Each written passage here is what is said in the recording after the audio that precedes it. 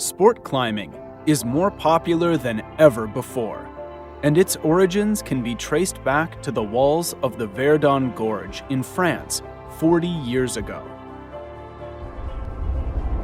Modern-day climbing and mountaineering began in the European Alps. Climbers during that time considered the outlying cliffs to be more like training grounds for the bigger objectives in the mountains. The Verdon Gorge was actually big enough and inspiring enough to become an objective in its own. Matt and I have known each other since we were kids, growing up, climbing in the gym, doing competitions. It's sort of fitting that we would come back and explore the origins of sport climbing together. Bon Verdon. It's pretty good here. It's absolutely an amazing limestone canyon. It's kind of equated to the Grand Canyon of France, but in climbing terms, I would consider it more of like the Yosemite Valley of Europe.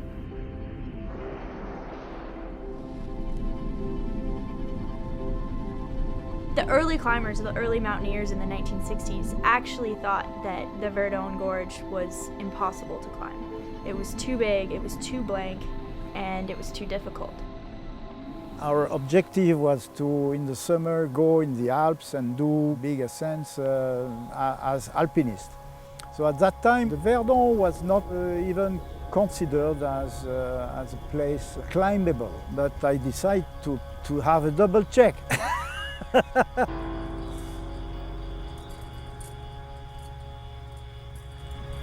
The Verdon in the late 70s, it wasn't really a climbing destination. There were relatively few routes here, just these big crack systems. Until the early 1980s, the only way to climb Verdon was using anchors along cracks in the rock. The huge blank walls were too challenging. But then, new technology introduced a new era in the history of climbing.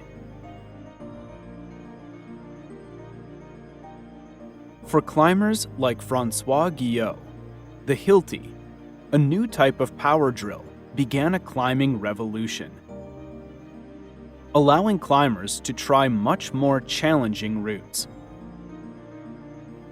They could just focus specifically on pure difficulty. Pichonneau was one of the first routes where climbers began to climb out onto the flat rock faces rather than using cracks in the rock.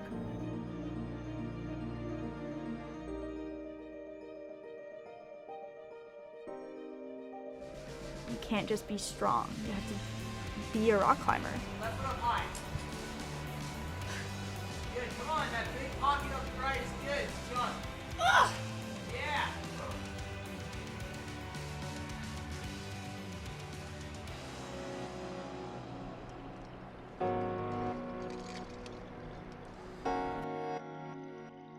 One of the pioneers in tackling these overhanging rocks was Gilbert Trabeau. In the mid-1980s, he developed a new route called the Specialist, which was much more demanding than any previous routes.